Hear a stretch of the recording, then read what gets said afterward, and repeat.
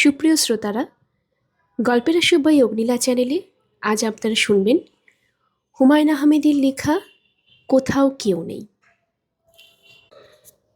এই বইটি তিনি উৎসর্গ করেছেন তার বন্ধু কাজী হাসান হাবিব। আজ থাকছে প্রথম পর্ব, শুরু করছি। গেটের কাছে এসে মুনা ঘড়ি দেখতে চেষ্টা করল। ডায়ালটা এত ছোট, কিছুই দেখা গেল না। আলোতেই দেখা যায় না, আর এখন তো অন্ধকার। রিকশা থেকে নেমেই একবার ঘড়ি দেখেছিল 7:30। গলির মোড় থেকে এ পর্যন্ত আসতে খুব বেশি হলে 4 মিনিট লেগেছে। কাজেই এখন বাজে 7:35। এমন কিছু রাত হয়নি, তবু মুনার অস্বস্তি লাগছে। কালো ফিরতে রাত হয়েছে। তার মামা শওকত সাহেব একটি কথাও বলেননি। এমন ভাব করেছেন যেন মুনাকে দেখতেই পাননি। আজও সেরকম করবেন। মুনা গেট খুলে খুব সাবধানে ভেতরে ঢুকল। জায়গাটা প্যাচপ্যাচে কাদা হয়ে আছে। সকালে বাবুকে দুবার বলেছিল ইট বিছিয়ে দিতে, সে দেয়নি। বারান্দায় বাতিও জ্বালায়নি। পা পিছলে উল্টে পড়লে শাড়ি নষ্ট হবে। নতুন জামদানি শাড়ি, আজই প্রথম পরা হয়েছে। একবার কাদা লেগে গেলে আর তোলা যাবে না। মুনা পা টিপে টিপে সাবধানে এগোতে লাগল। মামার গলা পাওয়া যাচ্ছে। বকুলকে ইংরেজি পড়াচ্ছেন। সকালবেলা রাখাল বালক বাঁশি বাজাইতেছিল। বলো, ইংরেজি কি হবে? বকুল ফোপাচ্ছে। চরটর খেয়েছে হয়তো। ইদানিং মামার মেজাজ বেশ খারাপ যাচ্ছে। মুনা মনে মনে ট্রান্সলেশনটা করতে চেষ্টা করল। রাখাল বালকে ইংরেজি কি হবে? ফার্মার বয়, না অন্য কিছু? অন্যমনস্ক ভঙ্গিতে সে দরজায় কড়া নাড়ল। একবার, দুবার, তিনবার। দরজা খুলতে কেউ গিয়ে আসছে না। মুনা নিচু স্বরে ডাকল, বকুল, এই বকুল। বকুল ভয়ে ভয়ে তাকালো বাবার দিকে। শওকত সাহেব ধমকে উঠলেন, একটা ট্রান্সলেশন করতে একদিন লাগে? বাঁশি বাজাইতেছিল, এর ইংরেজি কি বল? বকুল ভয়ে ভয়ে বলল, বাবা, মুনা আপা এসেছে।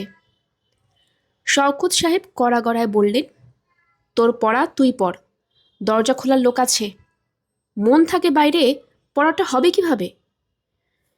মাথাতে তো গোবর ছাড়া কিছু নেই। বকুল মাথা নিচু করে ফেলল। তার চোখে পানি আসছে। বাবা দেখে ফেললে আরও রেগে যাবেন, আজে বাজে কথা বলবেন। তিনি একবার রেগে গেলে এমন সব কথা বলেন যে মরে যেতে ইচ্ছা করে। পরশু বলেছিলেন, পাতিলের তলার মতো মুখ, তবু সাজগোজে তো কোনো কমতি দেখি না। 100 টাকার লাগে শুধু পাউডার। মুনা আবার কড়া নাড়ল। শওকত সাহেব উঁচু গলায় ডাকলেন, বাবু, বাবু।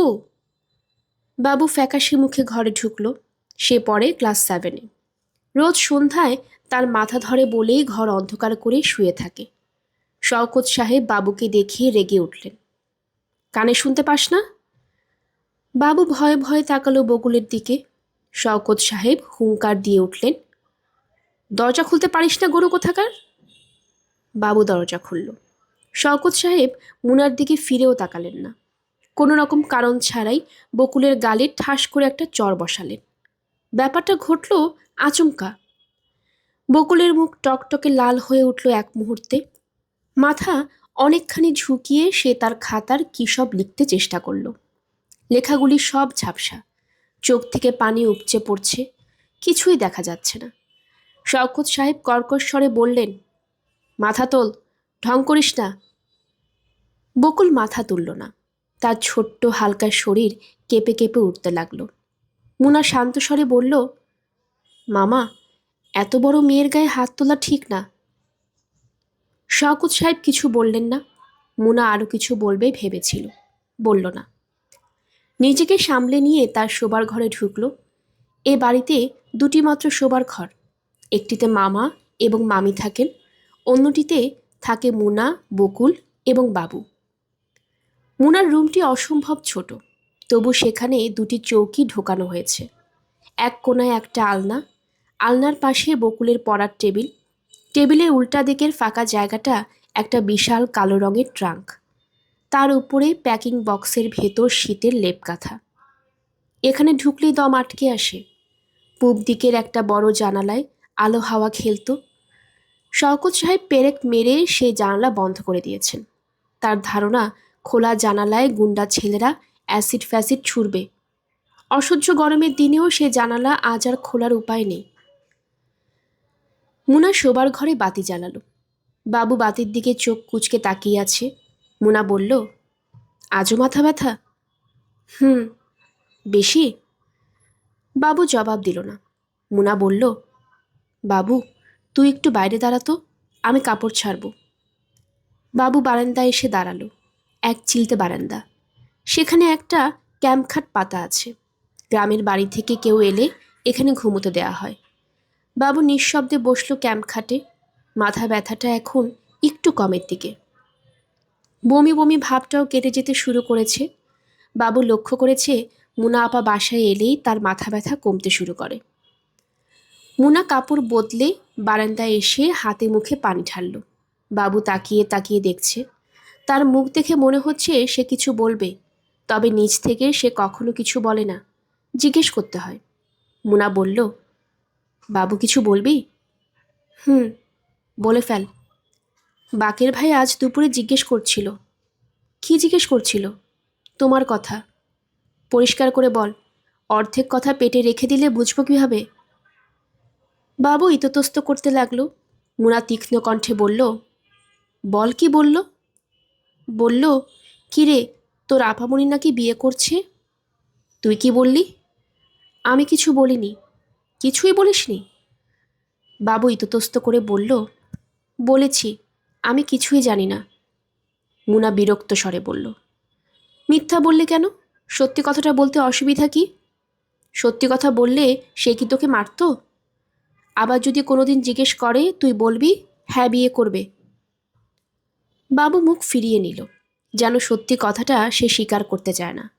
এই ব্যাপারটার জন্য সে যেন লজ্জিত। মুনা কড়া গলায় বলল, অন্যদিকে মুখ ফিরিয়ে আছিস কেন? তাকা আমার দিকে। বাবু তাকালো। মুনা হালকা স্বরে বলল, তোরা সবাই এরকম ভাব করিস যেন আমি মস্ত একটা অন্যায় করে ফেলেছি। একটা মেয়ে যদি একটা ছেলেকে পছন্দ করে এবং বিয়ে করে, তাহলে তার মধ্যে লজ্জার কিছু নেই। তুই যখন বড় হবি তখন তুইও এরকম পছন্দ করে একটা মেয়েকে বিয়ে করবি। যাও, তুই দেখি লজ্জায় একেবারে মরে যাচ্ছিস। মুনা আপা, ভালো হবে না কিন্তু। তুই মুনা আপা করিস কেন? শুধু আপা ডাকবি, কিংবা বড় আপা। সঙ্গে আবার মুনা কি জন্যে? আচ্ছা আপা, তোমাদের বিয়ে কবে? সামনের মাসে। বাবু আর কিছু জিজ্ঞেস করল না। সে মনে হলো বেশ লজ্জা পাচ্ছে। মুনা ছোট্ট একটা নিঃশ্বাস ফেলে বলল, তোরা কেউ আমাকে সহ্য করতে পারিস না। বাবু লজ্জিত স্বরে বলল, কি যে তুমি বলো। ঠিকই বলি। ইট বিছিয়ে রাখতে বলেছিলাম, বিছিয়েছিস? সন্ধ্যার পর বারান্দার বাতি জ্বালিয়ে রাখতে বলেছিলাম, তাও তো রাখিসনি। বাবু কি জন্য বলতে চাইল, মুনা তার শোনার জন্য অপেক্ষা করল না। মামা মামি শোবার ঘরে ঢুকলো। এই ঘরটিতে কিছু জায়গা আছে। একটা আলমারি, ছোট একটা ড্রেসিং টেবিল, তার পাশে বিয়েতে পাওয়া পুরনো আমলের ভারী খাট, একটা কালো রঙের আলনা, তবুও কিছু ফাঁকা জায়গা আছে। মুনা ঘরে ঢুকতেই তার স্বামী লতিফা হাত ইশারা করে তাকে কাছে ডাকলেন। তার হাত ইশারা করে ডাকার ভঙ্গিও তাকানোর ধরন ধারণ দেখেই টের পাওয়া যায় কিছু একটা ঘটেছে। মুনা বিছানার পাশেই বসল। মামির শরীর কেমন? ভালোই। জ্বর আসেনি তো? হুম। মুখে উহু বললেও বোঝা যাচ্ছে গায়ে জ্বর আছে। চোখ লালচে, কপালের চামড়া শুকিয়ে খড়খড় করছে। চারিদিকে অসুস্থ অসুস্থ গন্ধ। লতিফা তার রোগা হাতে মুনার হাত চেপে ধরলেন। গলার স্বর অনেকখানি নিচে নামিয়ে বললেন, তোর মামা যায় নাই। কেন? যায়নি কেন? আমি কি করে বলবো? আংটি দেখিয়েছিলে? হুম। আংটি দেখে আরও রাগ করেছে। বাবু সামনে পড়ে গেল তখন। রাগের চোটে ওকে ধাক্কা মেরে ফেলেছে খাটে। জিভ কেটে গেছে বোধহয়, রক্ত পড়ছিল। বলো কি? হুম। লতিফা কান্নার মতো শব্দ করতে লাগলেন। মুনা একটা দীর্ঘ নিঃশ্বাস গোপন করল।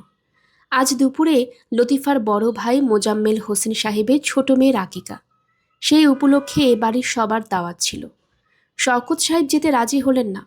দাওয়াত প্রসঙ্গে অত্যন্ত তেতো ধরনের কিছু কথা বললেন। ফকির খাওয়ানোর বদলে আমাদের খাইয়ে দিচ্ছে। তুই বলে ডাকলেই যাব নাকি? পেয়েছে কি আমাকে? আমি ভিখারি নাকি? আমি তো যাবই না। এ বাড়ি কেউ যদি যায় ঠ্যাং ভেঙে দেব। লতিফা এ জাতীয় কথায় বিশেষ কান দেননি। তার বড় ভাই তাকে করুণার চোখে দেখে বলেই হয়তো গোপন সঞ্চয় ভেঙে মুনাকে দিয়ে একটা আংটি কিনিয়ে এনেছিলেন। তার আশা ছিল রাগটাগ ভাঙিয়ে দুপুরের দিকে পাঠাতে পারবেন, কিন্তু পারেননি।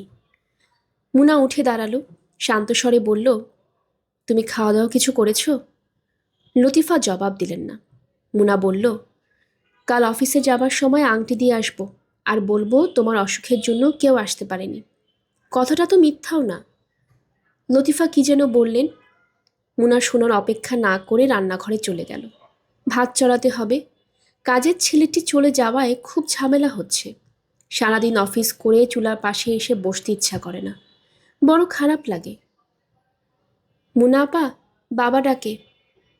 মুনা দেখল বাবুর মুখ রক্তশূন্য, যেন বড় রকমের কোনো বিপদ আশঙ্কা করছে সে। মুনা স্বাভাবিকভাবেই বলল, এখন যেতে পারবো না, ভাত চড়াচ্ছি, দেরি হবে। না, তুমি এখনই চলো। কি ব্যাপার? বাবু কিছু বলল না। তার চোখ মুখ ফ্যাকাশে, রক্তশূন্য চেহারা। সে বেশ ভয় পেয়েছে। শওকত সাহেব চেয়ারে পা তুলে শক্ত হয়ে বসে আছেন। ছোটোখাটো মানুষ, মাস তিনেক আগেও স্বাস্থ্য ভালো ছিল, এখন অসম্ভব রোগা হয়ে আছেন। গালটাল ভেঙে একাকার, চুল উঠতে শুরু করেছে, মাথা ভর্তি চকচকে টাকের আভাস। মেজাজও হয়েছে খারাপ, কথায় কথায় রেগে ওঠেন। গতকাল প্রায় বিনা কারণে কাজের ছেলেটিকে ছাড়িয়ে দিয়েছেন। শওকত সাহেবের চোখে চশমা। এটি একটি বিশেষ ঘটনা, কারণ চশমা তিনি পরেন না। তার ধারণা চশমা পরলেই চোখ খারাপ হতে থাকবে এবং বুড়ো বয়সে পুরোপুরি অন্ধ হয়ে যেতে হবে। আজ হঠাৎ চশমা চোখে দেওয়ার কারণ স্পষ্ট নয়। খুব সম্ভব পরিবেশ বদলাতে যাচ্ছেন।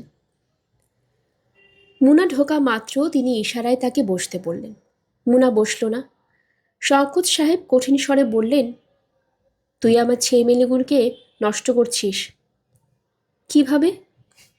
তোর কাছ থেকে সাহস পেয়ে এরা এরকম করে।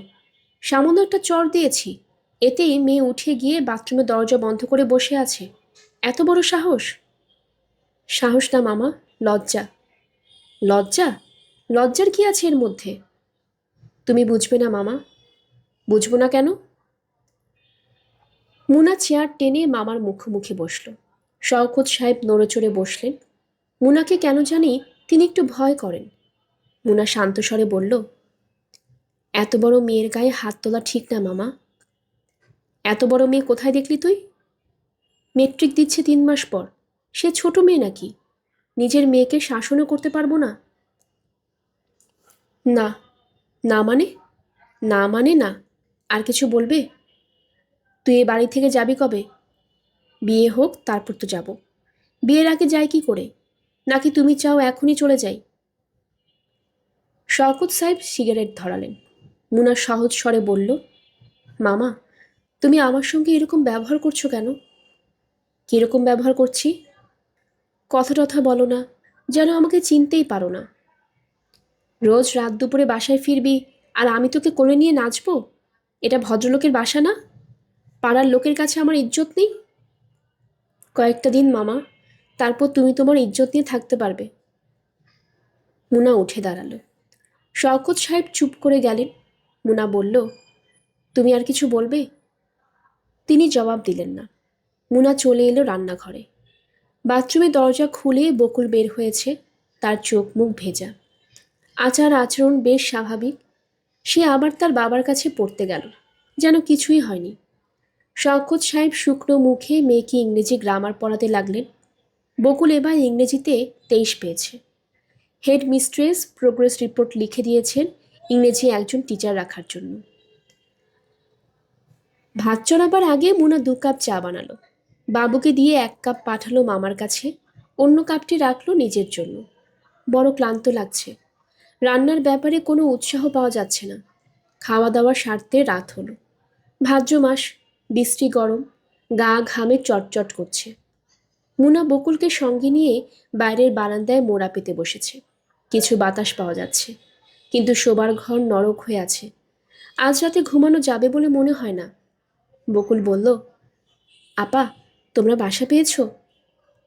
না, মালিবাগে একটা ফ্ল্যাট দেখলাম, বেশ ভালো, 4 তলায়, খুব হাওয়া, 1500 টাকা চায়। নিয়ে নাও। নিয়ে নিলে খাবো কি?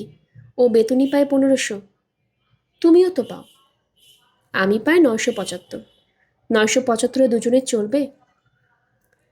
বকুল কিছু বলল না। মুনা হালকা স্বরে বলল, মনে হয় বৃষ্টি হবে, বিজলি চমকাচ্ছে, বৃষ্টি নামলে আজ ভিজব। তোমার টনসিলের দোষ, টনসিল ফুলে যাবে।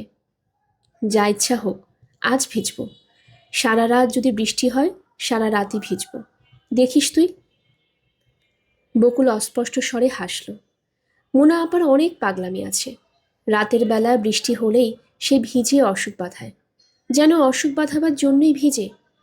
বকুল নিচু গলায় বলল, বাকের ভাই তোমার ব্যাপারে খোঁজ খবর করছিল, জানো? জানি। খুব নাকি হম্বিতম্বি করছিল। মুনা তীক্ষ্ণ কণ্ঠে বলল, হম্বিতম্বি মানে? সে হম্বিতম্বি করার কে? তার অনুমতি নিয়ে আমাকে বিয়ে করতে হবে? বাবুকে নাকি কী সব আজে বাজে কথা বলেছে। কই, বাবু তো আমাকে কিছুই বলেনি। আয়, যাই তো, জিজ্ঞেস করি। বকুল উঠল না। তার বসে থাকতে ভালোই লাগছে।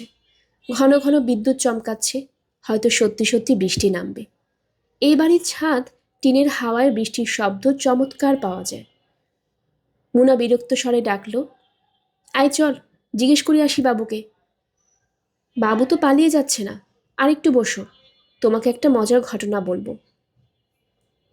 বকুল মজার ঘটনা বলতে শুরু করার আগেই ঝমঝম করে বৃষ্টি নামল। ভাদ্র মাসের বৃষ্টি বেশিক্ষণ থাকে না।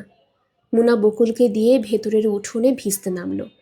বকুল খানিকটা সংকোচ বোধ করছিল, কারণ শওকত সাহেব ভেতরের বারান্দায় চশমা পরে বসে আছেন। বকুলের ধারণা তিনি বাজে ধরনের একটা ধমক দিবেন, কিন্তু শওকত সাহেব তেমন কিছুই করলেন না। তার নিজেরও কেন জানি পানিতে নেমে যেতে ইচ্ছা করছিল, তেমন কিছুই করলেন না, এবং এরকম একটা ইচ্ছার জন্য লজ্জিত বোধ করছিলেন। মুনা উঁচু গলায় বাবুকে ডাকল, আয় বাবু, নেমে আয়। বাবু নামল না, ভয় ভয় তাকালো বাবার দিকে। মুনা বিরক্ত স্বরে বলল, এত ঢং করছিস কেন? আয়। শওকত সাহেব বাবুকে সুযোগ দেবার জন্যই হয়তো শোবার ঘরে ঢুকে পড়লেন। বাবু উঠোনে নামতে গিয়ে পা পিছলে হুমড়ি খেয়ে পড়ল। মুনা ফুর্তিবাজে ভঙ্গিতে বলল, বেশ হয়েছে। বকুল হেসে উঠল খিলখিল করে। বাবুও হাসল। বৃষ্টি পড়ছে ঝমঝম করে, চমৎকার লাগছে এদের। মুনা একটা চেয়ার টেনে নিয়ে বসেছে উঠোনে। বকুল একবার বলল, আপা, ঠান্ডা লেগে যাবে। মুনা নির্বিকার ভঙ্গিতে বলল, লাগুক। তোমার টনসিল। আমার টনসিলের ভাবনা আমি ভাবব। তোর ভিজতে ইচ্ছে না করলে উঠে যা। তুমি যতক্ষণ থাকবে আমিও ততক্ষণ থাকব। আমি থাকবো সারা রাত। আমিও। বিদ্যুৎ চমকাচ্ছে ঘন ঘন, ঝুপঝুপ করে বৃষ্টি পড়ছে। একসময় ইলেকট্রিসিটি চলে গিয়ে চারদিক অন্ধকার হয়ে গেল। বাবু শীতে কাঁপতে কাঁপতে বলল, আমি উঠলাম আপা। উঠতে গিয়ে সে আবার পিছলে পড়ল। খিলখিল করে হেসে উঠল মুনা।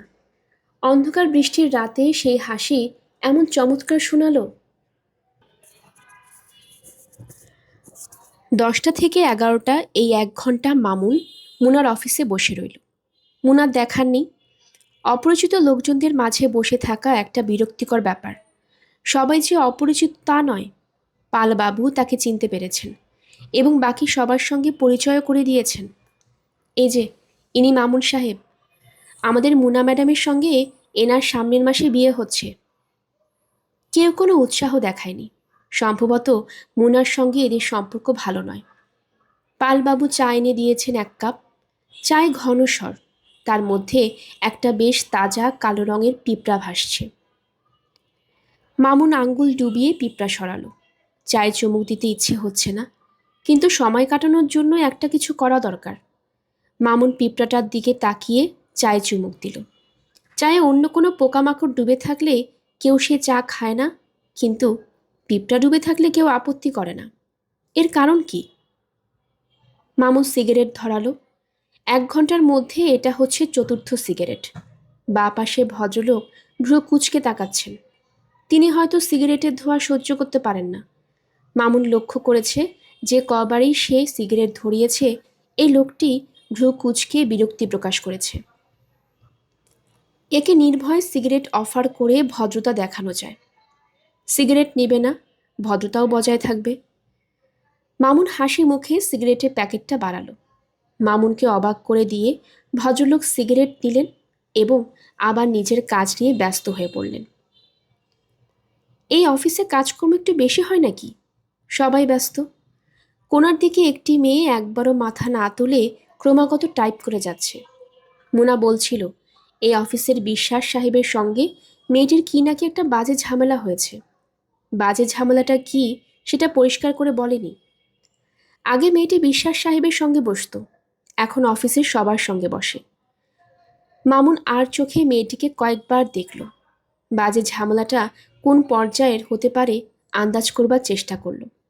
তেমন কোনো আকর্ষণীয় চেহারা নয়, মোটা ঠোঁট, চাপা নাক।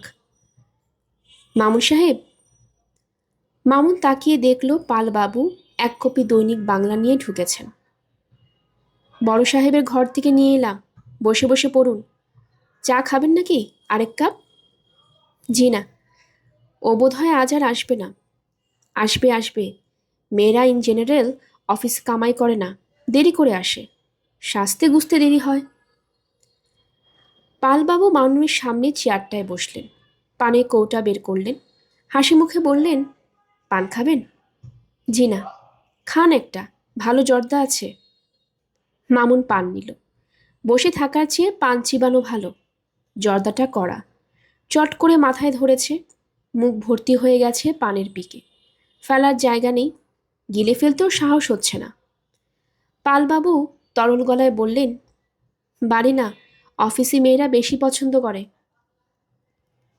বাড়িতে শতেক রকমের কাজ, ওই রান্না করো রে, এই 1 গ্লাস পানি দাও রে, এই চা বানাও রে। অফিসে এসব ঝামেলা নেই। মামুন কিছু বলল না। জর্দার রস ভর্তি পিক গিলে ফেলায় তার সত্যি সত্যি বমি বমি লাগছে। সে বলল, 11টা 20 বাজে, আজ আর বোধহয় আসবে না। যদি আসে কিছু বলতে হবে? বলবেন ছুটির পর আমার মেসে যেতে, খুব দরকার। বলবো। পালবাবু তাকে অফিসের সিঁড়ি পর্যন্ত এগিয়ে দিলেন। এই লোকটি সম্ভবত ফাঁকিবাজ, শুধু সময় নষ্ট করার চেষ্টা করছে। এখন আবার এক আমসত্ত্বওয়ালার সঙ্গে দরদাম করা শুরু করেছে। দরদামে নমুনা দেখে মনে হচ্ছে কিনবে না, সময় কাটানোর জন্য একটা ব্যাপার। মামুন হাঁটছে ধীর পায়ে, তীক্ষ্ণ দৃষ্টিতে তাকাচ্ছে চারদিকে। তার মনে ক্ষীণ আশা, হঠাৎ দেখবে মুনা নামছে রিকশা থেকে, কিংবা মাথা নিচু করে দ্রুত হেঁটে আসছে অফিসের দিকে। সে সিগারেট কেনার অজুহাতে পান বিড়ির দোকানটির সামনে মিনিট 10 দাঁড়ালো। মুনার দেখা পাওয়া গেল না। আজকের দিনটাই মাটি হয়েছে। 3 দিনে ক্যাজুয়াল লিভের আজ হচ্ছে প্রথম দিন। কথা ছিল মুনা অফিসে এসে কোনো একটা অজুহাত দেখিয়ে 11:30টার দিকে বেরোবে। তারপর দুজনে মিলে বাড়ি দেখতে যাবে কল্যাণপুরে। সেখানে নাকি 900 টাকায় চমৎকার একটা 2 রকমের ফ্ল্যাট আছে। কথা দেওয়া আছে 1টার সময় বাড়িওয়ালা চাবি নিয়ে থাকবেন। হাতে এখনো সময় আছে। নিউ পল্টন থেকে মুনাকে উঠিয়ে নেওয়া যায়, কিন্তু মুনার কঠিন নিষেধ যেন কোনোদিন তার মামার বাড়িতে মামুন না যায়। নিষেধ সব সময় মানতে হবে এমন কোনো কথা নেই, কিন্তু সে রেগে যাবে। একবার রেগে গেলে তার রাগ ভাঙানো মুশকিল। দিনের পর দিন কথা না বলে থাকবে। 10টা কথা জিজ্ঞেস করলে একটা কথা জবাব দেবে, তাও 1 অক্ষরে জবাব, হ্যাঁ কিংবা না। মামুন গুলিস্তান থেকে মিরপুরে বাসে উঠল। জর্দা দিয়ে পান খাবার জন্যই তার মাথাটা হালকা লাগছে। বমি বমি ভাব কাটেনি, কিন্তু সেই সঙ্গে বেশ খিদেও লেগেছে। দুটি সম্পূর্ণ বিপরীতধর্মী ব্যাপার একসঙ্গে কিভাবে ঘটছে কে জানে। মামুন একটা সিনেমার কাগজ কিনে ফেলল। প্রথম পাতা জুড়ে 3 রঙা বিশাল বক্ষা মেয়ের ছবি। ভালোই লাগে দেখতে। বলা হয়েছিল মেইন রোডের পাশেই দোতলা বাড়ি, আসলে তা নয়, বেশ খানিকটা ভেতরে যেতে হলো। বাড়ি দেখে যে কোনো আশাবাদী মানুষেরই আশা ভঙ্গ হবে। মামুনেরও অর্ধসমাপ্ত একটা বাড়ি, সামনে চুনসুরুকির পাহাড়, দোতলায় ওঠার সিঁড়ি এমনভাবে দুজন মানুষও পাশাপাশি উঠতে পারে না। বাড়িওয়ালা হাজী সাহেবকেও খুব সুবিধার লোক মনে হলো না, যেন বাড়ি দেখানোর তার কোনো গরজ নেই। দুপুর 1টায় আসতে হওয়ায় তার যে কত বড় ক্ষতি হলো সে কথা তিনি 4-5 বার বললেন। সিঁড়িতে উঠতে উঠতে বললেন, স্ত্রীকে নিয়ে আসবেন বলেছিলেন, আনলেন না কেন? একটা কাজে আটকা পড়ে গেছে, পরে আসবে। বারবার তো বাড়ি দেখানো যাবে না। নিতে যদি চান আজই বলবেন, নিতে না চাইলেও আজ বলবেন। দোতলার বারান্দায় উঠেই মামুন বলল, বাড়ি পছন্দ হয়েছে, আমি নেব। না দেখেই পছন্দ? ভালো করে দেখেন। মামুন হৃষ্ট চিত্তে ঘুরে ঘুরে বাড়ি দেখল। চমৎকার বাড়ি, 2টি বিশাল ঘর, 2টি ঘরের সঙ্গেই অ্যাটাচ বাথরুম, রান্নাঘরের পাশেই ছোট্ট একটা স্টোর রুম, চমৎকার একটা বারান্দা, উথাল পাথাল হাওয়া খেলছে। হাজী সাহেব বললেন, আপনি আসবেন কবে? সামনের মাসে 10-15 তারিখেই আসব। কিছু অ্যাডভান্স দিয়ে যাই আপনাকে? অ্যাডভান্স দেওয়ার দরকার নেই। আর আপনি যদি সামনের মাসেই আগেই উঠতে চান বা জিনিসপত্র রাখতে চান, রাখবেন। তার জন্য কোনো বাড়তি ভাড়া দিতে হবে না। আপনাকে অশেষ ধন্যবাদ। ধন্যবাদের দরকার নেই। বাড়িটা যত্ন করবেন, 7 তারিখের মধ্যে ভাড়া দিবেন, ব্যাস। দেশ কোথায় আপনার? ময়মনসিংহ। ময়মনসিংহের লোক খুব পাজি হয়। আমার বাড়িও ময়মনসিংহ। তবে আপনি প্রফেসর মানুষ, এটাই ভরসার কথা। মেসে ফিরতে ফিরতে 4টা বেজে গেল। ঘরে ঢুকে দেখে মুনা তার চৌকির ওপর একা একা বসে আছে। তার গলায় নীল রঙের একটা মাফলার, নাক দিয়ে ক্রমাগত পানি ঝরছে। দেখেই বোঝা যায় গায়ে জ্বর। মুনা ক্ষুব্ধ স্বরে বলল, সে কখন থেকে বসে আছি, কোথায় ছিলে? মামুন আজ সারাদিন ভেবেছে মুনার সঙ্গে দেখা হলেই খুব কথা শোনাবে, খুব রাগ করবে, কিন্তু রাগ করা গেল না। মুনার উপর রাগ করা মুশকিল। মামুন গম্ভীর গলায় বলল, একটা সময় আমাদের এক জায়গায় যাওয়ার কথা ছিল না? যাব কিভাবে? অফিসে গিয়েছি 1:30টার সময়। আমার জ্বর, গলা ব্যথা, টনসিল। আবার টনসিল? বলো কি? বৃষ্টিতে ভিজছিলাম। আমি ভিজলাম, বকুল ভিজল, বাবু ভিজল, ওদের কারো কিছু হয়নি। আমার অবস্থায় কাহিল। মুনা অসহায়ের মতো মুখ করল। মামুন এগিয়ে এসে হাত রাখল তার গলায়। মতলব ভালো নয়। মুনা বলল, কি অসভ্যতা করছো, হাত সরাও। না, সরাবো না। মামুনের ঘরের দরজা হাট করে খোলা। কখন কে এসে পড়বে? বারান্দায় লোকজন চলাচল করছে। মামুন তার হাত সরিয়ে নিল না। তার হাসি হাসি মুখ দেখে মনে হচ্ছে সেরকম কোনো ইচ্ছাও তার নেই। মামুন নরম স্বরে বলল, কাল তোমার কি প্ল্যান? কোনো প্ল্যান নেই। কেন? চলো, কাল তোমাকে কল্যাণপুরে বাড়িটা দেখিয়ে নিয়ে আসি। মুনা হ্যাঁ না কিছু বলল না। মামুন বলল, 2-1টা ফার্নিচারও কিনবো, তুমি সঙ্গে থাকলে ভালো হয়। কি ফার্নিচার? বড় দেখে একটা খাট। এমন অসভ্যের মতো কথা বলো কেন? মামুন শব্দ করে হাসল। চোখ ছোট করে বলল, খাট কেনার মধ্যে অসভ্যতার কি দেখলে তুমি? ভদ্র হয়ে বসো। ঠিক আছে, বসছি ভদ্র হয়ে। কাল কখন আসবে বলো? কাল আসতে পারবো না, অনেক কাজ আছে। ঘরে কাজের লোক নেই, মামির অসুখ। কোনো কথা শুনবো না, কাল আসতেই হবে। প্লিজ মুনা, দুপুরে কোনো রেস্টুরেন্টে বসে খাবো, ফাইন হবে। রেস্টুরেন্টে বসে খাবার মধ্যে ফাইন কি আছে? আছে, তুমি বুঝবে না। মুনা, আসবে তো? দেখি। দেখা দেখি না, আসতেই হবে। সকাল 9টার মধ্যে চলে আসবে, পজিটিভলি। মুনা হ্যাঁ না কিছু বলল না। এখান থেকে সে যাবে মামির ভাইয়ের বাড়ি, আংটি দিয়ে আসবে। মামুন বলল, কি আশ্চর্য, এখনই উঠছো কেন? কাজ আছে আমার। এত কাজের মেয়ে হয়ে উঠল কবে থেকে? মুনা কিছু বলবার আগেই মামুন চট করে তার ঠোঁটে চুমু খেল। মুনা সরে গেল মুহূর্তেই। বিরক্ত স্বরে বলল, কেন সবসময় বিরক্ত করো? দরজা খোলা, লোকজন যাওয়া আসা করছে। মামুন হাসি মুখে বলল, ঠিক আছে, দরজা বন্ধ করে দিচ্ছি। থাক, দরজা বন্ধ করতে হবে না। তুমি আসছো তো? দেখি। কাল 9টায়, পজিটিভলি। মামির ভাই বাসায় ছিলেন না, তার স্ত্রী ছিলেন। ভদ্র মহিলা মুনাকে দেখেই তীক্ষ্ণ কণ্ঠে বললেন, কাল তোমরা কেউ আসলে না যে, ব্যাপারটা কি? মামির শরীরটা ভালো না। তোমাদের শরীর তো ঠিক ছিল না, তোমাদের সবার সঙ্গে একসঙ্গে শরীর খারাপ হলো? মুনা কিছু বলল না। সদেরিক লোক খেয়েছে, অথচ নিজের আত্মীয় স্বজন কেউ নেই। বসো তুমি, চাটা কিছু খাবে? জি না। এক বাটি গোশত তুলে রেখেছিলাম তোমাদের জন্য, যাওয়ার সময় নিয়ে যেও। মুনা ক্ষীণ স্বরে বলল, গোশতের বাটি নিয়ে যাব কিভাবে? বাটি নিয়ে যাবে কেন? টিফিন ক্যারিয়ারে ভরে দেব। মুনাকে সন্ধ্যা পর্যন্ত থাকতে হলো।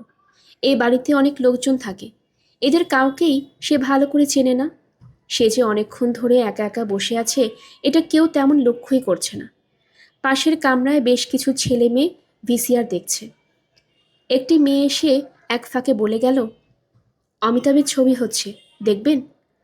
বলে উত্তরের অপেক্ষা না করে ছুটে চলে গেছে। মুনা টিফিন বক্সের জন্য অপেক্ষা করতে লাগলো। কাজের ছেলেটি তার সামনে একটা পেপসির বোতল রেখে গেছে। বাড়ির কর্ত্রী টেলিফোন ধরতে গিয়ে আর ফিরছেন না। মুনা ঘড়ি দেখল, 6:30 বাজে। আজও বাড়ি ফিরতে সন্ধ্যা হয়ে যাবে। মুনার মনে হলো তার জ্বর আসছে, মুখ তেতো, মাথায় ভোঁতা একটা যন্ত্রণা। সকালে নাস্তা খেতে গিয়ে টের পেল গলা ব্যথা আরও বেড়েছে। গলা দিয়ে কিছুই নামছে না।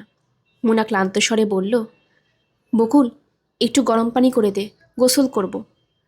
বকুল সঙ্গে সঙ্গে উঠে দাঁড়ালো। নাস্তা শেষ করে যা, বলা মাত্রই দৌড়াতে হবে নাকি? আমার নাস্তা খাওয়া হয়ে গেছে। বকুল রান্নাঘরে ঢুকে গেল। মুনা বলল, মামা কোথায় রে বাবু? সকালবেলা কোথায় যেন গেছেন। নাস্তা খেয়ে গেছেন? না, বকুল চা বলেছিল খেয়ে যেতে। মুনা বিরক্ত হয়ে বলল, বকুল বকুল করছিস কেন? কতবার বলেছি আপা বলতে। আপাই তো বলি, আবার মিথ্যা কথা, চড় খাবি। গার্গল করেও লাভ হলো না, পানি বেশি গরম ছিল, মাঝখান থেকে জিভ পুড়ে গেল। বকুল বলল, তোমার চোখ লাল হয়ে আছে, শুয়ে থাকো গিয়ে। মুনা কিছুই বলল না। বকুল ইতস্তত করে বলল, ফজলু ভাইদের বাসায় একটু যাব আপা। মুনা তীক্ষ্ণ কণ্ঠে বলল, কেন?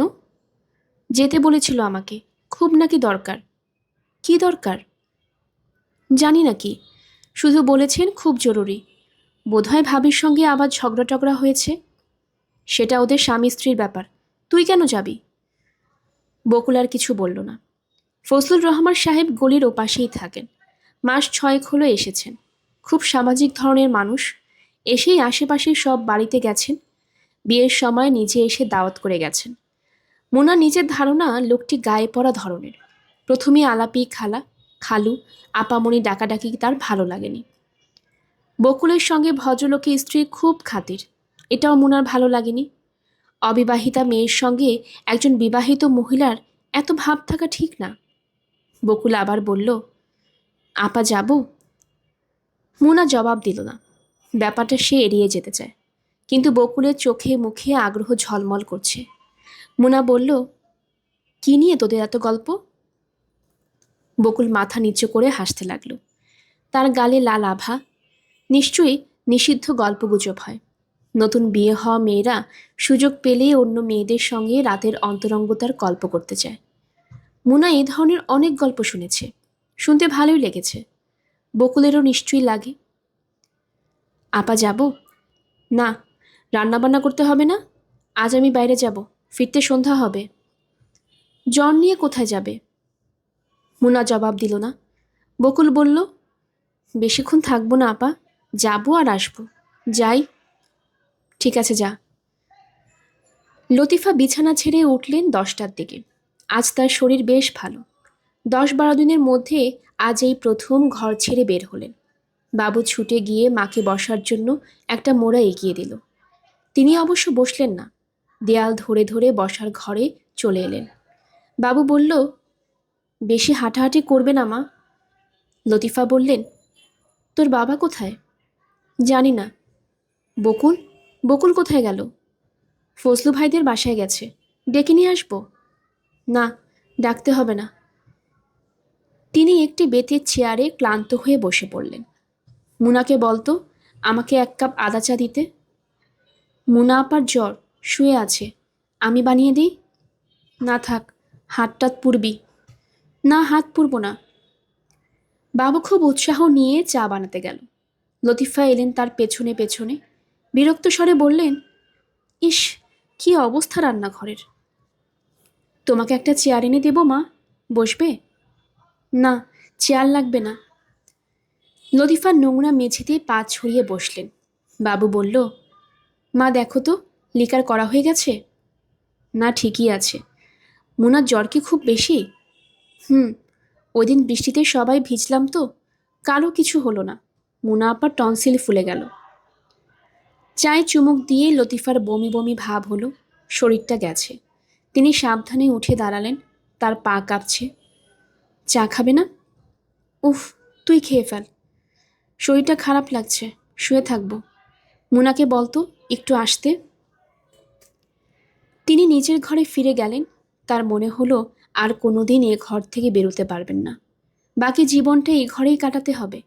আজকাল প্রায়ই তার এরকম মনে হয়। মুনা এসে দেখল লতিফা কাঁদছেন। সে না দেখার ভান করেই সহজভাবেই বলল, ডেকেছিলাম আমি? তুই একটু বস আমার পাশে। মুনা বসল। লতিফা কি বলবেন মনে করতে পারলেন না। কি একটা যেন বলতে চেয়েছিলেন। বেশ কিছুদিন ধরে এরকম হচ্ছে, কিছুই মনে থাকছে না। কি জন্য ডেকেছিলাম আমি? এমনি এমনি ডাকলাম, শরীরটা বড় খারাপ। তোমার নিজের জন্যই তোমার শরীর ঠিক হচ্ছে না মামি। দুপুর 1টার আগে কিছু মুখে দাও না, রোগীদের আরও বেশি করে খেতে হয়। ইচ্ছা করে না, বমি আসে। আসলে আসুক। লতিফা ক্লান্ত স্বরে বললেন, বকুলের একটা বিয়ের ব্যবস্থা কর, তোর মামাকে বল। মুনা অবাক হয়ে বলল, কেন? ওর কি বিয়ের বয়স হয়েছে নাকি? কি যে তুমি বলো। বয়স খুব কমও তো না, নভেম্বর মাসে 15 হবে। 15 বছর বয়সে কোনো মেয়ের বিয়ে হয় নাকি? বিয়ে দিলেই বিয়ে হয়। আমার বিয়ে হয়েছিল 14 বছর বয়সে। তুমি বলছো 33 বছর আগের কথা। লতিফা ক্ষীণ স্বরে বললেন, আমার শরীর ভালো না, তুইও চলে যাচ্ছিস। আমার সাহস হয় না। তোর মামাকে বল ওই ছেলেটার সঙ্গে কথা বলতে, তুই বললেই শুনবে। কোন ছেলেটার সঙ্গে? বিয়ের প্রস্তাব দিয়েছিল যে, গ্রিন রোডে ফার্মেসি আছে ছেলেটার। মামা মিটফোর্ডে ডাক্তার। বাটু বাবাজির কথা বলছো? 3 ফুট বামুন? লতিফা ছোট্ট একটা নিঃশ্বাস ফেললেন। মোনা বলল, বকুলের বিয়ে প্রসঙ্গে আমি কারোর সঙ্গে কোনো কথা টথা বলতে পারবো না। ওর মতো সুন্দরী মেয়ে খুব কম আছে। ওর বিয়ে নিয়ে কোনো ঝামেলা হবে না, তুমি নিশ্চিন্ত থাকো। লতিফার মৃদু স্বরে বললেন, আমি বেশি দিন বাঁচব না।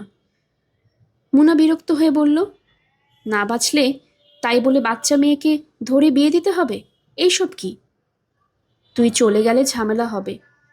কি ঝামেলা হবে? ছেলেরা চিঠি ফিটি দেখে। চিঠি তো লিখবেই, সুন্দরী মেয়েদের এইসব সহ্য করতে হয়, এসব কিছু না। মুনা উঠে চলে এলো। বকুল গিয়েছে 1.5 ঘন্টা আগে, এখনও ফেরার নাম নেই। কখন রান্না হবে কে জানে। মামা বাজার নিয়ে ফিরবেন কি না তাও বোঝা যাচ্ছে না। মুনা একবার ভাবলেও ভাতটা চড়িয়ে দেয়, কিন্তু আগুনের কাছে যেতে ইচ্ছে করছে না। মনে হচ্ছে জ্বর চেপে আসছে। বাবু গম্ভীর হয়ে বসার ঘরে বসে আছে। মুনাকে ঢুকতে দেখে এসে কি মনে করে হাসল। মুনা বলল, ছুটির দিনে ঘরে বসে আছিস কেন? বাইরে খেলাধুলো কর গে। বাবু আবার মুখ টিপে হাসল। হাসছিস কেন? এমনি। আমার জ্বর কিনা দেখ তো। তোমার জ্বর। গায়ে হাত নিয়ে টের পেয়ে গেলি? বাবু লজ্জিত মুখে কাছে এগিয়ে গেল। তার হাত বেশ ঠান্ডা, তার মানে বেশ জ্বর গায়ে।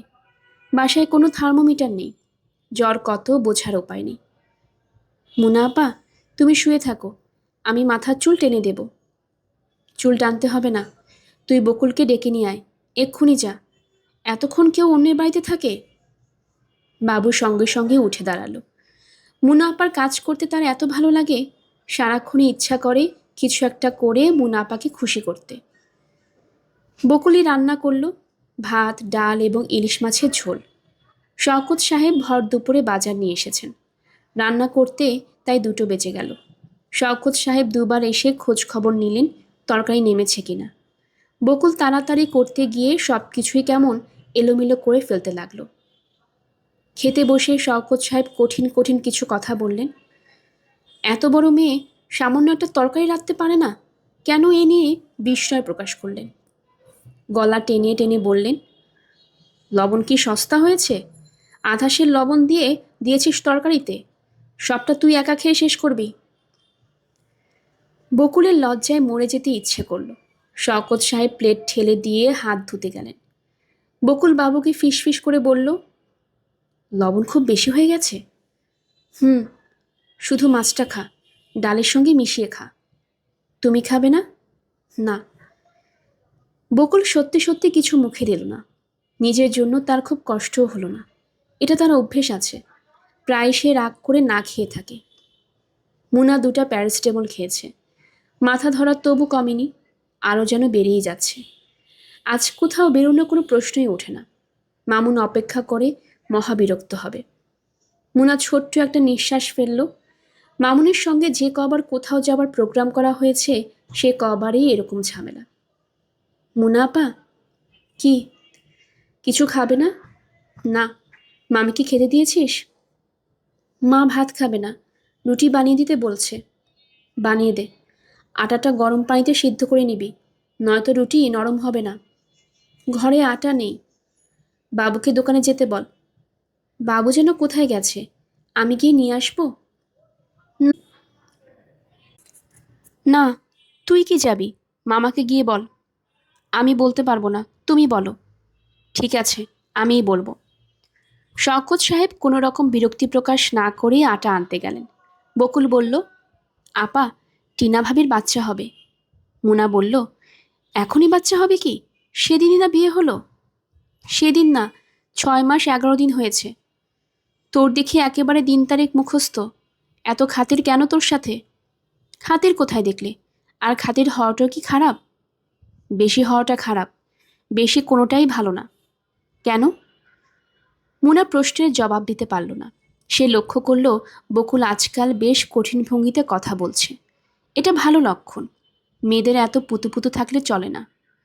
বকুল বলল, মুনা আপা, ওরা শুক্রবারে কাবলিওয়ালা দেখতে যাবে ইন্ডিয়ান এম্বাসির অডিটোরিয়ামে। আমাকেও সাথে যেতে বলছে, আমার জন্য টিকিট এনেছে।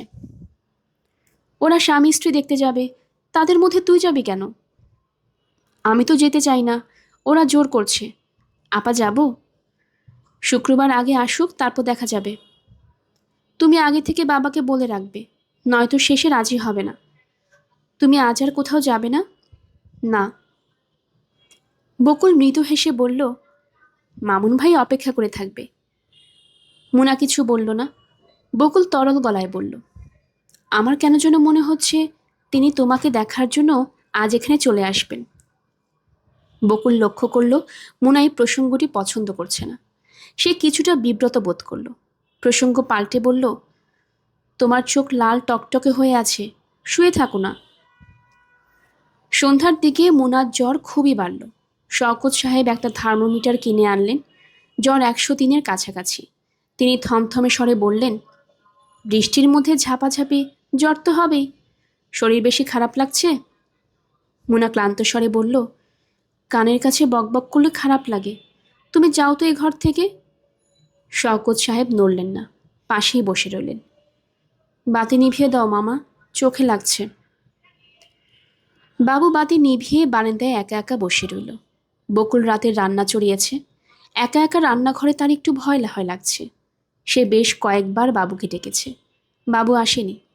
লতিফার পানির তৃষ্ণা হয়েছিল। ক্ষীণ কণ্ঠে কয়েকবার পানির কথা বললেন, কেউ শুনল না। তিনি আবার ঘুমিয়ে পড়লেন। বেশিক্ষণ জেগে থাকতে পারেন না, চোখ জড়িয়ে আসে। মুনা বলল, মামা, তুমি আমার পাশে এরকম বসে থাকবে না তো, অন্য ঘরে যাও। তোর কোনো অসুবিধা করছি নাকি? করছো, ভোস ভোস করে সিগারেট টানছো, গন্ধে থাকতে পারছি না। শওকত সাহেব আধা খাওয়া সিগারেটটা ফেলে দিলেন। মৃদুস্বরে বললেন, গ্রিন ফার্মেসিতে বলে এসেছি, ডাক্তার এলেই পাঠিয়ে দেবে। মুনা পাশ ফিরল। গায়ের উপর কাঁথাটা দিয়ে রাখো না, ফেলে দিচ্ছিস কেন?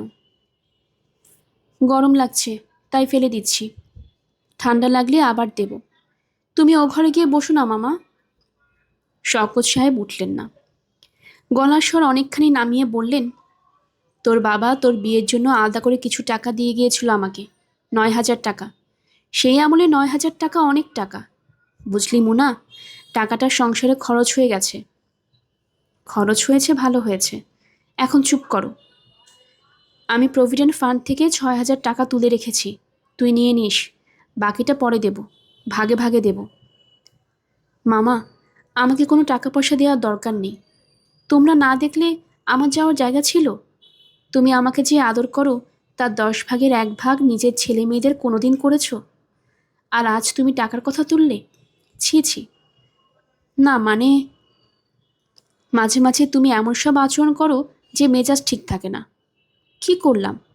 এই যে দুপুরে খেতে বসে চেঁচামেচিটা করলে, বেচারি বকুল কেঁদে কেঁদে অস্থির, ভাত খায়নি দুপুরে। ননির পুতুল এক একজন, ধমক দিলে খাওয়া বন্ধ হয়ে যায়, চর দিয়ে দাঁত ফেলে দিতে হয় এদের। তুমি যাও তো মামা, ওকে 2-1 মিষ্টি কথা বলো, আমার কানের কাছে বসে ঘ্যান ঘ্যান করবে না। শওকত সাহেব উঠে পড়লেন।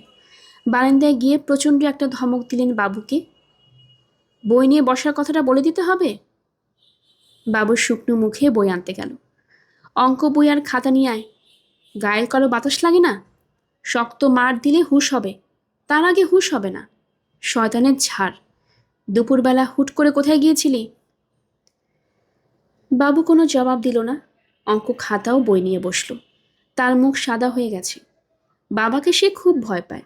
শওকত সাহেব রান্নাঘরে উকি দিলেন। বকুল বাবাকে দেখে জড়সড় হয়ে গেল। রান্নাঘরটাকে একবার দেখে পায়খানা বানিয়ে রেখেছিস, গুছিয়ে টুছিয়ে নিতে পারিস না? কোনোটাই তো দেখি হয় না। পড়াশোনা না, কাজকর্মও না, করবিটা কি? কারো বাড়িতে ঝিগড়িও তো পাবি না। 1 কাপ চা বানিয়ে দিয়ে যা। বকুল ক্ষীণ স্বরে বলল, দুধ চা? একটা হলেই হলো। তোর মা কিছু খেয়েছিল দুপুরে? রুটি খেয়েছিল। মুনার জন্য হালকা করে বার্লি বানা, লেবুর রস দিয়ে লবণ দিয়ে ভালো করে বানা। বার্লি আছে না ঘরে? আছে। শওকত সাহেব চলে গেলেন। তখন বকুলের মনে পড়ল ঘরে বার্লি নেই। এ কথাটা এখন বাবাকে বলবে কে? রাগে নিজের হাত কামড়াতে ইচ্ছে হচ্ছে। সে বাবার জন্য চায়ের পানি চড়ালো, ঘরটা একটু গোছাতে চেষ্টা করলো, তাও আবার কেন জানি ভয় ভয় করছে। রান্নাঘরে একা থাকলেই একটা ভয়ের গল্প মনে হয়। ওই যে রান্নাঘরে একটি বউ একা একা মাছ ভাজছিল, হঠাৎ জানালা দিয়ে একটা রোগা কালো হাত বেরিয়ে এলো। নাকি সুরে একজনকে বলল, মাছ ভাজা দে। তাছাড়া আজ দুপুরেও ভাবি 5-6টা ভূতের গল্প বলেছে। তার কোন খালার নাকি জিনের সঙ্গে বিয়ে হয়েছিল, সেই জিন সুন্দর সুন্দর সব জিনিসপত্র এনে দিত। একবার নাকি একটা ফুলের মালা এনে দিয়েছিল, যার সবগুলি ফুল কুচকুচে কালো রঙের। দিনের বেলা গল্পগুলি শুনে হাসি এসেছে, কিন্তু এখন আবার কেমন যেন ভয় ভয় লাগছে। সবগুলি গল্পই মনে হচ্ছে সত্যি। ভাবি বলছিল, তুমি যা সুন্দর, সাবধানে থাকবে ভাই, ভর দুপুরে আর সন্ধ্যায় এলোচুলে থাকবে না। বকুল অবাক হয়ে বলেছিল, এলোচুলে থাকলে কি হয়? খারাপ বাতাস লাগে।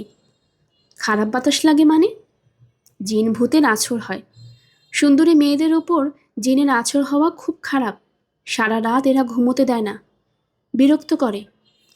কিভাবে বিরক্ত করে? না, শুনতে চাই না। অবশ্য অনেকে সেটাও পছন্দও করে। আমার ওই খালার কথা বলছিলাম না, সেই খালা জিন না এলে এমন অস্থির হয়ে যেত, কাপড় টাপড় খুলে ফেলে বিশ্রী কাণ্ড করত। এখন তিনি কোথায় থাকেন? চাঁদপুরে। এখন আর এইসব নেই, খুব ভালো মানুষ। এক ওভারসিয়ারের সাথে বিয়ে হয়েছে, 3 ছেলে মেয়ে। জিন ভূতের কথা আর কিছুই মনে নেই। ডাক্তার এলো 9:30টার সময়। তার সঙ্গে এলো বাকের। বাকিটার গায়ে চকচকে লাল রঙের একটা শার্ট। শার্টের পকেটে 5-5 প্যাকেট উঁচু হয়ে আছে। তার মুখ অত্যন্ত গভীর। যেন অসুখের ব্যাপার দারুণ চিন্তিত। বাকেরকে দেখে মুনার বিরক্তির সীমা রইল না। তাকে পরিষ্কার করে বলা হয়েছে এ বাড়িতে যেন কোনো দিন না আসে, তবু কেমন নির্লজ্জের মতো এসেছে। আর বাবুর কাণ্ড, একেবারে শোবার ঘরে নিয়ে আসতে হবে। সে তো আর ডাক্তার না। মুনা বিরক্ত চোখে তাকিয়ে রইল। বাকের বলল, খুব ফ্লু হয়েছে চারদিকে, কাহিল অবস্থা। জ্বর বেশি নাকি তোমার? মুনা জবাব দিল না, তাকালো ডাক্তারের দিকে। এই ডাক্তার এই পাড়ায় নতুন এসেছেন, দেখে মনে হয় 9-10-এ পড়ে। স্টেথিস্কোপ হাতে নিয়ে এমনভাবে চারদিক দেখছে যেন যন্ত্রটি নিয়ে সে কি করবে মনস্থির করতে পারছে না, কিংবা হয়তো স্টেথিস্কোপ বুকে বসাতে সাহস করছে না। মুনা বলল, আমার গলাটা দেখুন, ঢোক গিলতে পারি না। ডাক্তার সাহেব গলায় ছোট্ট একটা টর্চের আলো ফেললেন। বাকের বলল, দেখি, আমি টর্চ ধরছি, আপনি দেখুন ভালো করে। ডাক্তারে কিছু বলার আগেই সে টর্চ নিয়ে নিল। মুনা বলল, আপনি বসার ঘরে গিয়ে বসুন না, ওকে দেখতে দিন। উনিই তো দেখছেন, আমি দেখছি নাকি? আমি কি ডাক্তার? ডাক্তার সাহেব বললেন, কানে ব্যথা আছে? জি না। আপনার কি আগেও টনসিলের প্রবলেম ছিল? জি। বাকের একগাল হেসে বলল, একেবারে ছেলেবেলা থেকে মুনার এই প্রবলেম। বৃষ্টির এক ফোঁটা পড়ল অমনি তার গলা ফুলে গেল। পিকিউলিয়ার। ডাক্তার সাহেব কিছু নিচু স্বরে বললেন, একটা থ্রোট কালচার করা দরকার।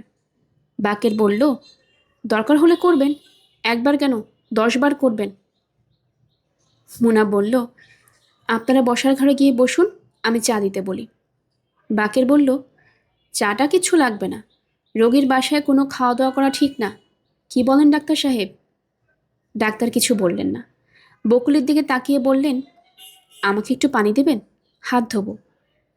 এই প্রথম বোধহয় বয়স্ক একজনকেও বকুলকে আপনি বলল।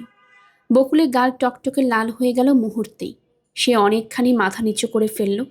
বাকের বলল, সাবান আর পানি নিয়ে আস বকুল, পরিষ্কার দেখে একটা টাওয়ালও আনবে। মুনা বলল, বাকের ভাই, আপনি বসা ঘরে চলে যান, মামার সঙ্গে কথা বলুন, এই ঘরটা গরম। ফ্যানটা ছাড়ো না। ফ্যান নষ্ট, কয়েল নষ্ট হয়ে গেছে। তাই নাকি? আচ্ছা, সকালবেলা লোক পাঠিয়ে দেব, খুলে নিয়ে যাবে। মদনাকে বললেই 1 ঘন্টার মধ্যে ঠিক করে দেবে। ঝামেলা করতে হবে না। কোনো ঝামেলা না, মদনা শালাকে একটা ধমক দিলেই হবে।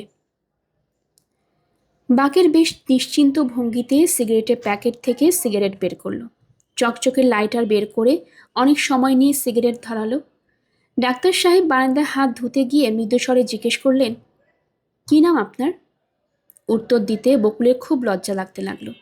তার মনে হলো যেন এই উত্তর দেওয়াটা ঠিক না। সে অস্পষ্ট স্বরে বলল, বকুল। আমাকে তুমি করে বলবেন, আমি স্কুলে পড়ি। তাই নাকি? কোন স্কুলে? মডেল গার্লস স্কুলে। মেট্রিক দেবে এবার? জি। সায়েন্স? জি না। সায়েন্স পড়লে ভালো করতে, ডাক্তার হতে পারতে। ডাক্তারের খুব দরকার আমাদের, মেয়ে ডাক্তারের দরকার আরও বেশি। বকুল কিছু বলল না, জগে করে পানি ঢেলে দিতে লাগলো। ডাক্তার সাহেবের হাত পরিষ্কার করতে অনেক সময় লাগলো। যাবার সময় তিনি ভিজিটও নিলেন না। কেন ভিজিট নিচ্ছেন না সে কারণটি স্পষ্ট করে বলতে পারলেন না। হড়বড় করে বললেন, তার মানে হলো সবার কাছ থেকে তিনি ভিজিট নেন না। ডাক্তারি তো কোনো ব্যবসা না, ব্যবসায় দৃষ্টিভঙ্গি থেকে এটাকে দেখা ঠিক না, ইত্যাদি। তারা বেশ কিছু সময় বসার ঘরে বসে রইল। ডাক্তার সাহেব বললেন তিনি চা খান না, তবুও শেষ পর্যন্ত চা খেলেন। বাকের বলল, ঘরে কাজের লোক নেই, এটা তাকে বললেই একটা ব্যবস্থা করতে পারত। বাবুকে সে ছোটোখাটো একটা ধমকও দিল, রোজ দেখা হয়, আমাকে বললেই পারতি। পরদিন সকালে মদন মিস্ত্রির লোকজন এসে ফ্যান খুলে নিয়ে গেল, বলে গেল বিকেলের মধ্যে দিয়ে যাবে। তার কিছুক্ষণ পর এলেন ডাক্তার সাহেব। তিনি নাকি পাশ দিয়ে যাচ্ছিলেন, রোগী কেমন আছে দেখে যেতে এসেছেন। বকুল তাকে চা বানিয়ে খাওয়ালো। চাটা তার কাছে খুব চমৎকার লাগলো। কোনো দোকান থেকে চায়ের পাতা কেনা হয়েছে তা জানতে চাইলেন। বকুল চোখ মুখ লাল করে তার সামনে বসে রইল। তার মানে হলো এরকম একটি চমৎকার ছেলের সঙ্গে তার বিয়ে হলে খুব ভালো হতো। ডাক্তার সাহেব যাবার আগে বললেন, বকুল যাই। বকুলের কিছু একটা বলা উচিত, কিন্তু সে বলতে পারল না। আপনারা শুনছিলেন হুমায়ুন আহমেদের লেখা কোথাও কেউ নেই। আজ ছিল এর প্রথম পর্ব। আপনারা যারা নতুন আমাদের চ্যানেলটি শুনছেন, কাইন্ডলি চ্যানেলটি সাবস্ক্রাইব করে নেবেন, আশেপাশের সবাইকে জানিয়ে দেবেন। এই গল্পের পরবর্তী পর্ব নিয়ে আবার হাজির হব। সবাই ভালো থাকবেন। ধন্যবাদ।